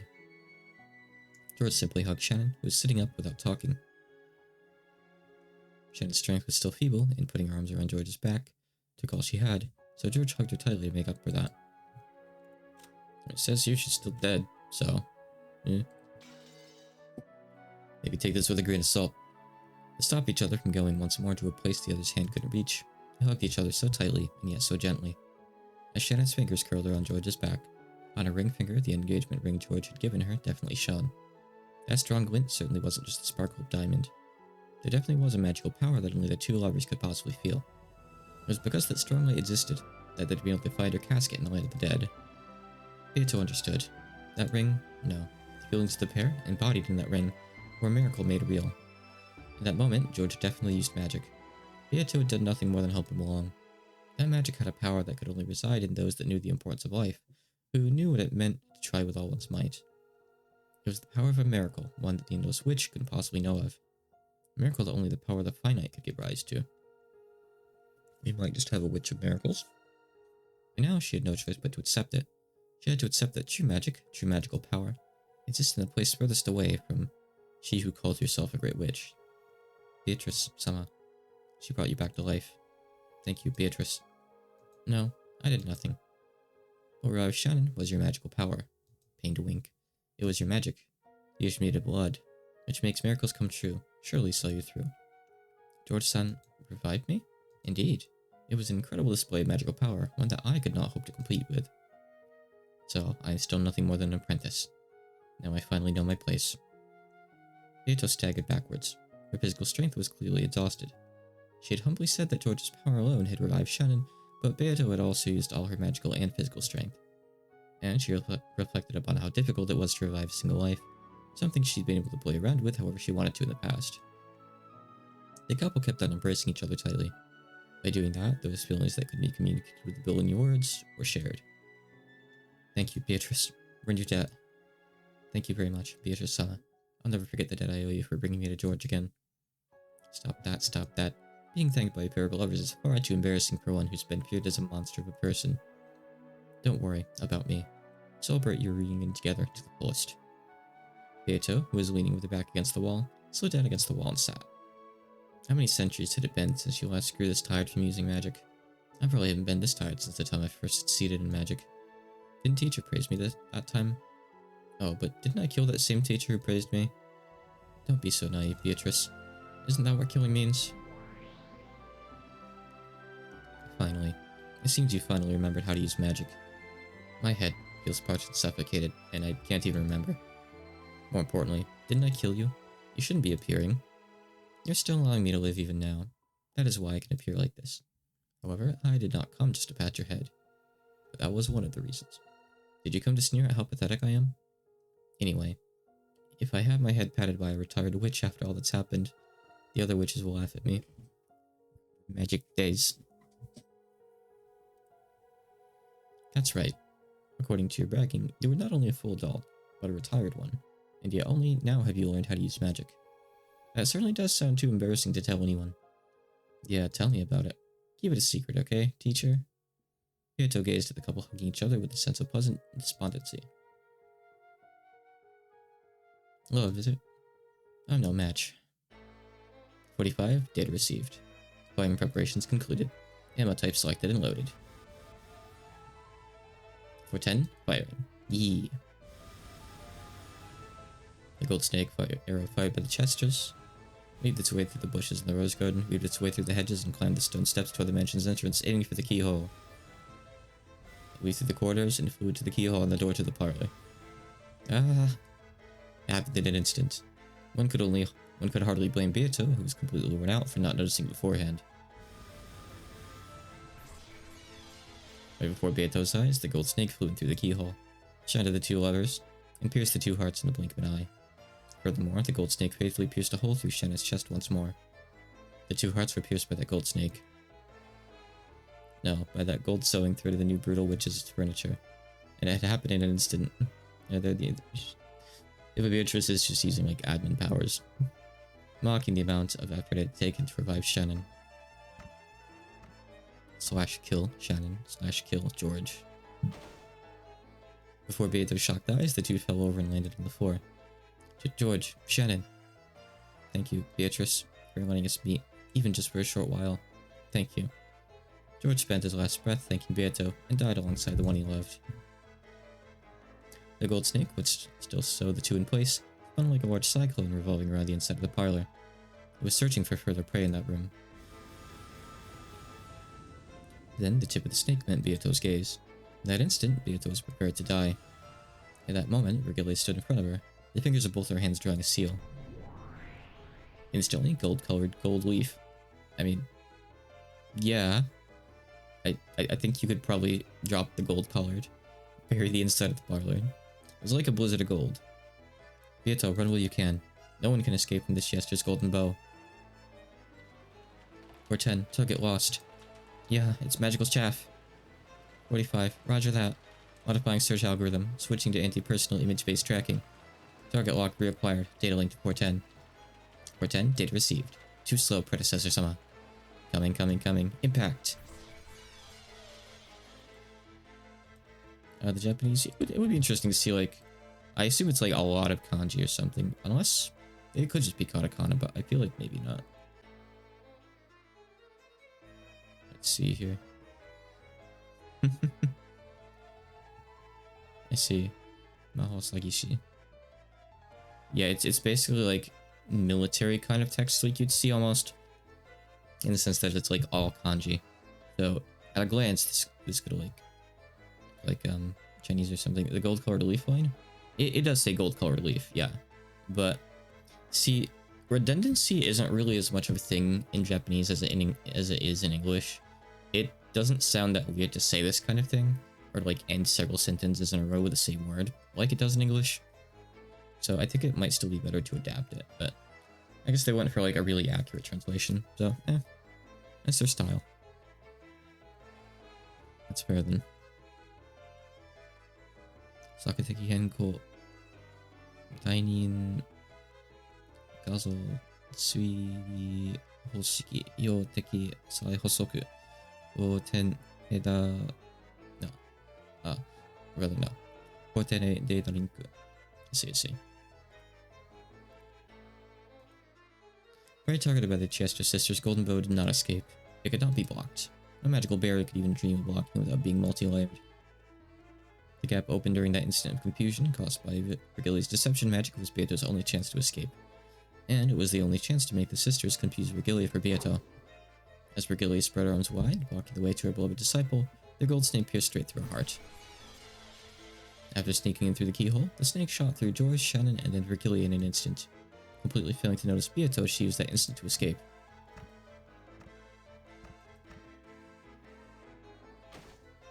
Hold on, I'll check.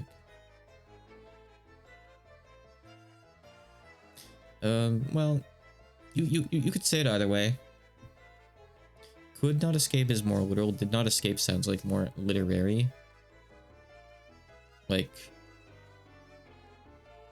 let's say like a murderer saying, my targets do not escape, instead of saying my targets cannot escape.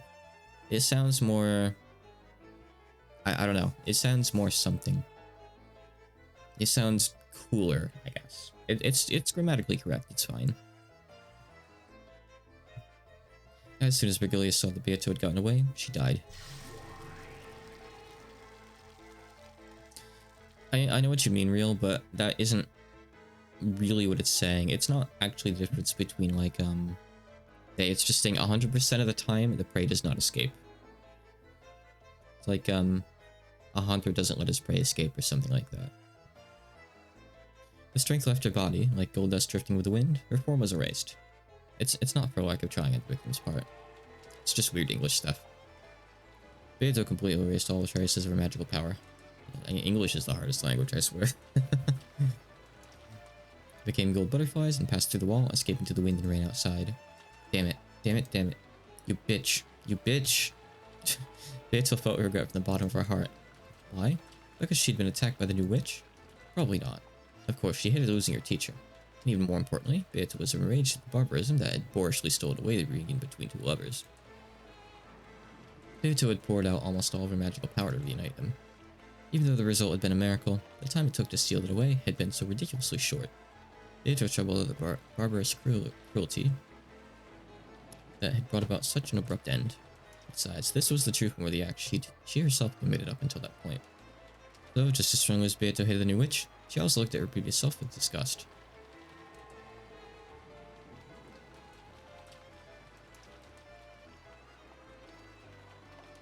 But now she had to escape. If she was targeted next, she would probably lose her life. To think that a chess player descended thinking they were like a god, only to be attacked by the pieces. Usually, I don't think it really works that way, but okay. 45. Impact confirmed. Target scattered. But without a doubt, we crushed the predecessor Sama. Looks like our pile of kill medals is going to get bigger again. Yeah. Me. What was that about loving couples? You get to enjoy tearing the two apart by death, reuniting them, and then tearing them apart again, right? And along with that, I get to say goodbye to that damn fussy old hag. Renabe, you don't have any complaints, right? I do not, Beatrice-sama. That person interfered with the ceremony of the witch's epitaph, you see. She revived a sacrifice from the first twilight without permission, obstructing my ceremony. She's got no right at all to complain. But it sucks that she didn't leave a corpse behind. I thought I'd be able to torture that old hag to death over and over again endlessly.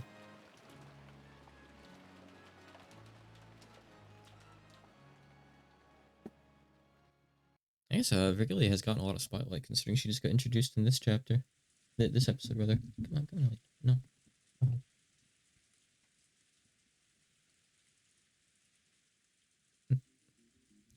George did? No, I didn't see him. When did he come down? When, you say? What era was that again? I think it was probably around 4 or 5. It's a new song. At the very least, it was more than an hour ago. I got sleepy and probably dozed off after that. I think it's probably like Jessica says, about 1 or 2 hours ago. I also remember something from around that time. I was asked if I wanted more coffee. Something hard to believe had happened. Apparently, when Aunt Ava had left for the second to wash her hands, Uncle Cross and Aunt Nancy had disappeared. There's no way they went hiding somewhere. Of course, the doors and windows had all been rigidly checked, and all were locked from the inside. It's better if it says we're all. Not one of them was broken. I guess that is fine though. I'm just annoyed because I keep tongue twisting myself. And that wasn't just true for the first floor. The second floor was the same. I mean, in Japanese, it's like valid stuff for the most part. It's like still fictional though. It's supposed to sound kind of made up, but it's using real words in there, just like English. When I say military, I'm just referring to the fact that like there's like a lot of like really long military terms that are like 10 kanji or something in a row. So it's kind of similar in that regard. And I think stuff like sakuteki is like a military term, like searching for the enemy, finding the enemy. Again, all the doors and windows had locks built in a way that made it impossible to lock them from the outside. In other words, there was no way that Uncle Kraus and Aunt Natsu had gone outside. And yet, they couldn't be found. Furthermore, they weren't the only ones who had disappeared. So had George Aniki of all people. George Aniki had left saying he was going to go get more coffee. And had gone downstairs more than an hour earlier. We'd assumed that he was having a conversation with Aunt Ava and the rest, but Aunt Ava, who had been in the lobby the whole time, said that no one had come down. Since all the doors and windows were locked from the inside, it was unthinkable that they'd gone outside. I don't know anything about artillery terms, so I don't know either. However, 3 humans had evaporated from this barricaded guest house, which had become a perfect closed room. I guess like target eliminated or something is kind of like that. That kind of thing. Actually, they said like target scattered though. That probably isn't used like that in English. That's probably just like how they said it in Japanese. I'm not sure what word that would have been without checking. It's quite a ways back now. In a situation like this, we couldn't imagine that this was because they were playing hide and seek and trying to scare us with a prank. It was probably reasonable to assume that they'd been caught up in this crime. Aunt Ava had learned that their only son was missing. He'd gone half insane, running from room to room and yelling his name. And Jessica, who had suddenly lost both of her parents, had chased after her. The cries of George, and Mom, Dad had continued to echo through the guest house for some time. I think George said something about wanting to see Shauna's dead face. It would be reasonable to assume that he snuck out of the guest house and went to the mansion. But I didn't have a clue about Uncle Kraus and Aunt Nazi. Did they see him leave and then go to the mansion to search for him? Not even telling Aunt Ava? At this rate, it's only a matter of time before we start planning to leave the guest house to get search for them. When that time comes, I'll agree. We thought staying holed up in the guest house would be safe, which was why our big happy group of 12 people locked themselves up here this morning. And yet, now there's only 4 of us left. That means staying here is no guarantee of safety. However, there's one thing we can't afford to forget. All the doors and windows were locked from the inside. This is a closed room. How did he manage to vanish from this place? I mean... good question. We searched around thoroughly. However, we couldn't find any traces of this one hiding. The 3 of them had almost certainly been taken outside the guest house. I wonder how it was done. You don't think there might be something like a hidden door? A hidden door? The doors and the windows were built in a way that makes them impossible to lock from the outside. Even using a fish line, it would probably be impossible with the way they're constructed. So it may be reasonable to assume that they left be something other than a door or window. You're right. That does make logical sense. No one can be sure that no hidden doors exist. However, before leaving that conclusion, I suspect a much simpler possibility. And what would that be? For some time, Battler had been opening windows, opening shutters, and checking outside, repeating this for each window. This window is pretty quiet. I see. Unlike the other windows, because of how the building's shaped, the wind doesn't blow into this one. It appears that way. It feels strange that no winter rain comes in, even though there's so much of it outside. Dr. Nanjo? When I opened the window just now, did you hear a sound? Huh? No, I did not notice it. I believe it is well oiled. In other words, it's possible to slink through a window in the hallway when no one's looking. Furthermore, the wind doesn't blow in through this window, so the air pressure wouldn't cause the curtains of our door to make a sound. It'd be quiet. Battler leaned forward and looked at the ground below. He was searching for some sign that George had jumped down, but at a glance he didn't see any mark like that on the grass in the middle of the pouring rain. There might also be a window like this on the first floor. It'd be possible to go outside without anyone noticing. However, not only the doors, but the windows too are all locked, and the shutters are even down as well, correct? It may be possible to go out through them, but you couldn't lock them afterwards. Sure, you can lock them. Just like this. Battler closed the window and locked it, as though this was perfectly obvious. But Battler said, you weren't saying... If someone inside locked it afterwards, this closed room is as easy as pie. But that means... Oh... Nanja turned pale and shook his head several times. Because the thing Battler had said had forced him to face the fact that was frightening even to imagine. That's only if the trick I'm thinking of actually happened, okay? However, with this trick, only a very limited number of people can be suspected. He didn't want to say it in front of Nanja, but after eliminating Jessica, who'd been with him the whole time, only Nanja and Ava could have done it. I did not do anything of the sort. Yes, I swear it. In this case, it becomes a battle between Aunt Ava and Dr. Nanja for an alibi. We just have to suspect both of you. We can find the 2 of you separately. To say it the other way around, the more survivors there are, the more effective this trick might be. But since our numbers have shrunk so much, it isn't effective at all. I mean, in this case, it could have been Battler, technically. He's just as physically capable. If you suspect Nanja, even though he doesn't have a gun, then sure. Well, I mean, no, Battler was with Jessica the whole time, so no. No, on the contrary, there'd be a chance of having your neck strangled by using it. It would have been more advantageous to make it look like the culprit was outside, and intentionally leave a door unlocked or break a window. If this disappearance drama had taken place midday today, I'd be able to claim this theory with full confidence. However, at this stage, I'm not confident at all. What's going on here? What in the world does it mean? This closed room. You don't think, What is it, Dr. Nanjo? Even if it's just a thought, please say it. Nanjo looked like he was trying to swallow his words, even though he'd thought of something, so I edged him on. After Dr. Nanjo refused several times, saying that it was just a foolish idea, he finally said it out loud. Well, don't you think this might actually be the work of the witch? Ridiculous. There's no way witches exist. The witch is trying to make her case to us. Specifically, she's doing things that humans cannot do. She must be trying to make her accept her as a witch. Us accept her. To me, this disappearance from the closed room of the entire guest house feels like that kind of message from the witch. It's something I must not think of. Surely it cannot mean anything. Oh, I'm frightened. As Dr. Nanjo shook with fear, it looked like he was trying to erase the fearsome thoughts that he kept imagining one after the other. When we went down the stairs, Aunt Ava and Jessica were enraged, and were each persistent in their desire to leave this place and search for their respective families. It was a desire that naturally hits... Oh, I see. But this was weirdly worded in my head. That naturally hits those who can no longer see their family. Anteva told Dr. Nanja and me to stay here, but I shook my head and started walking. I haven't shut up inside for a long time already. I've started wanting to breathe some outside air. Yeah, if we're going, let's go quickly. There's no way I'm gonna keep myself shut up in a place like this anymore. Let's go find Mom, Dad, and George Nissan right now. What had all risen to Jessica's head? I hope it doesn't set off her asthma. If anyone wants to stay, go ahead and stay. I'll be searching outside. What about you, Dr. Nanja? Do you watch the place by yourself? No, allow me to join you. Rather than holding up inside a guest house, whose security was by no means guaranteed, it would be better to enter a danger zone as a group of 4 people. Anteva had a gun. Being separately from her was almost like asking to be made into the next victim.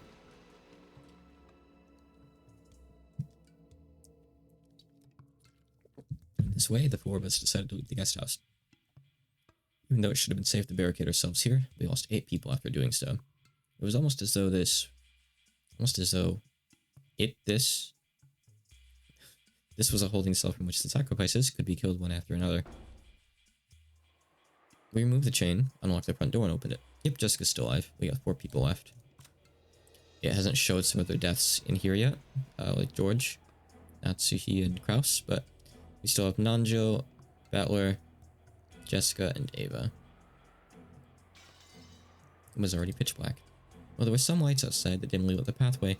Didn't have enough power to pierce the darkness that some suspicious person might be hiding in. I'm going. If you fall behind, you're on your own, okay? Still holding your gun, Anteva dashed out without an umbrella. Let's see. I think I want to stop. It's at a weird spot where I think there's probably like maybe an hour and a half or so left. But I don't want to keep going too much longer. It might be a bit more than that. I'm unsure how much like Beatrice and Battler yapping there is in this one. So let's see.